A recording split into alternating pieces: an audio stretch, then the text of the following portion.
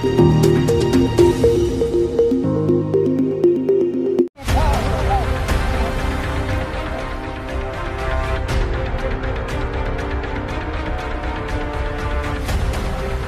प्रदेश के बहराइच में हिंसा हुई और रामगोपाल मिश्रा की हत्या के 2 आरोपियों को पुलिस ने एनकाउंटर में धर दबोचा है।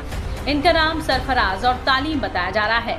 वहीं बहराइच हिंसा मामले में एनकाउंटर के बाद गिरफ्तार आरोपी मोहम्मद सरफराज की बहन रुखसार ने कबूल किया है कि उसके भाई ने गोली चलाई थी, जिसमें रामगोपाल मिश्रा की मौत हुई। रुखसार का कहना है कि सैकड़ों की भीड़ दरवाजे पर थी। सरफराज ने आत्मरक्षा में गोली चलाई थी। अनजाने में गोली रामगोपाल को लग गई। किसी को मारना जस्टिफाई नहीं किया जा सकता, पर अनहोनी हो गई। सरफराज ने जो किया अपने बचाव में किया। उसका इरादा हत्या का नहीं था। बीते रविवार की शाम 6 बजे दुर्गा प्रतिमा विसर्जन के लिए निकले जुलूस में शामिल था। ये जुलूस जब महाराजगंज बाजार में समुदाय विशेष के मोहल्ले से गुजर रहा था तो 2 पक्षों में कहासुनी हो गई। आरोप है कि इस दौरान छतों से पत्थर फेंके जाने लगे, जिससे विसर्जन में भगदड़ मच गई। इस बीच रामगोपाल को एक घर की छत पर गोली मार दी गई, जिससे उसकी मौत हो गई। ये छत अब्दुल हमीद की थी। सरफराज अब्दुल हमीद का बेटा है और रुखसार बेटी। सुनिए रुखसार ने उस दिन की घटना के बारे में क्या बताया। घटना में रामगोपाल के मर्डर होने का हमें बहुत दुख है, लेकिन जितना मुझे पता है कि चारों तरफ से भीड़ मेरे घर में घुस गई थी। केवल अंदर का एरिया दिखाया जा रहा है, बाहर का नहीं दिखाया जा रहा। घर के अंदर से इतना पथराव कैसे होगा? बाहर से भी ईंट पत्थर आए। बवाल के वक्त घर में महिलाएं भी थी और बाहरी लोग घर के अंदर दाखिल होना चाह रहे थे। भीड़ में शामिल लोगों ने मेरे पिता की ज्वेलरी शॉप भी लूट ली थी, फिर उसमें आग लगा दी थी। तोड़फोड़ और पथराव तो हुआ ही है। पुलिस वालों की वजह से उस वक्त पिता भाइयों की जान बच गई थी। रामगोपाल की छत पर चढ़ने के बाद पूरी भीड़ छत पर उमड़ आई थी। दुकान जलाई, गाड़ी जलाई, बाइक जलाई गई, बोतलें फेंकी। फिर मेरे भाई और पापा ने वही बोतलें वापस उन लोगों के ऊपर फेंकी। मेरे परिवार ने आंगन से गुहार भी लगाई कि हमें बचा लो, ये भीड़ हमें मार देगी। लेकिन ये सब कुछ नहीं दिखाया जा रहा है। इससे ठीक बाद मेरे भाई ने पहले हवाई फायर किया, जिससे भीड़ कम हो गई। रामगोपाल जो ऊपर चढ़ गया था, आंगन में आने की कोशिश कर रहा था, जबकि घर में महिलाएं भी थी। जिसके बाद अपने बचाव में मेरे भाई ने गोली चलाई, जिसमें उसकी मौत हो गई। अगर प्लान तरीके से किया होता तो आप खुद सोचिए, किसी को मारकर परिवार कैसे बच सकता है। वहीं रुखसार ने ये भी बताया कि आखिर उसके भाई को गोली क्यों चलानी पड़ी। रविवार को जो वहाँ दंगा हुआ है, उसमें जिस आदमी की मृत्यु हुई है, उसका इल्जाम मेरे पिता और मेरे भाइयों पे आया है। मेरे पिता का नाम अब्दुल हमीद और मेरे भाई का नाम सरफराज अहमद और मोहम्मद फहीम है।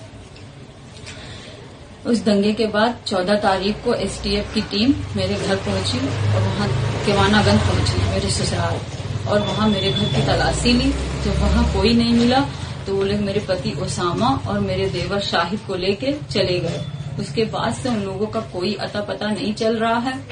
कल 16 तारीख को गांव से मुझे खबर मिली कि धर्मकांटे के पास से मेरे पापा और मेरे भाइयों को अरेस्ट कर लिया गया है। उनके साथ 1 लोग और हैं। 4 लोगों को अरेस्ट किया गया है, लेकिन उनका भी कुछ पता नहीं है।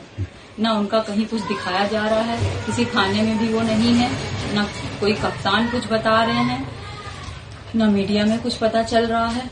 हमको डर है कि उनका फर्जी इनकाउंटर दिखा के उनकी हत्या कर दी जाएगी और मेरे पति ओसामा और शाहिद की भी हत्या कर दी जाएगी। प्रधानमंत्री जी से, मुख्यमंत्री जी से निवेदन करना चाह रहे हैं कि हमको डर है कि उनकी हत्या कर दी जाएगी, इस वजह से उनकी सुरक्षा की अपील कर रही हूँ। रुखसार ने कहा कि मृतक को कई गोलियां लगी हैं, करंट लगा है, ये सारी चीजें गलत हैं। 1000 से 500 की भीड़ जब एक घर पर हमला करेगी तो वो इंसान क्या करेगा अपने पक्ष में। बगल के एक लड़के सरोज ने मेरे परिवार की मदद की, लेकिन बाद में भीड़ ने उसे भी मारा, उसका सिर फट गया। हालांकि किसी को मारा जाना जस्टिफाई नहीं किया जा सकता, पर अनहोनी थी, हो गई। जो कुछ किया अपने बचाव में किया। पुलिस अब मेरे पति देवर को उठा ले गई है, जबकि उनका कोई रोल नहीं है। हम लोग तो 40 से 50 किलोमीटर दूर रहते हैं। गौरतलब हो कि जिस वक्त रामगोपाल की मौत की खबर फैली, महाराजगंज कस्बे में बवाल शुरू हो गया था। आक्रोशित प्रदर्शनकारियों ने आरोपी के घर समेत कई वाहनों में तोड़फोड़ की, उसमें आग लगा दी। हिंसा के ये दौर अगले 2 दिन तक जारी रहा, जिसके चलते जिले में भारी पुलिस फोर्स को तैनात करना पड़ा। खुद सीएम योगी ने मामले का संज्ञान लिया। फिलहाल हालात सामान्य हैं और अब तक 50 से ज्यादा आरोपी पकड़े जा चुके हैं। जो दंगा हुआ वो अत्यंत दुर्भाग्यपूर्ण था, लेकिन यूपी पुलिस ने अपनी कर्तव्यपरायणता दिखाते हुए जो मेन अभियुक्त है, मेन आरोपी है सरफराज, उसके विरुद्ध कार्रवाई की और ये बताया जाता है कि उसको गिरफ्तार करने में उसको गोली लगी है और उसका इलाज चल रहा है। फहीम के बारे में भी बताया जाता है कि वो गिरफ्तार हो चुका है। तो ये यूपी पुलिस की एक बहुत बड़ी कामयाबी थी, क्योंकि जनता ये चाह रही थी कि जो प्रमुख अभियुक्त हैं उनको गिरफ्तार किया जाए। ये भी कहा जा रहा था कि अगर कार्रवाई नहीं की गई तो वो नेपाल भाग सकते हैं, लेकिन इसके पहले कि वो पलायित होते, भूमिगत होते, यूपी पुलिस ने उन्हें गिरफ्तार कर लिया। ये एक संतोष का विषय है। मैं यूपी पुलिस और उसके नेतृत्व को बधाई देना चाहूंगा। सर, बताया जा रहा है कि कुछ लोग जहां छुपे थे वहां बड़ा जाखीरा रखा हुआ था।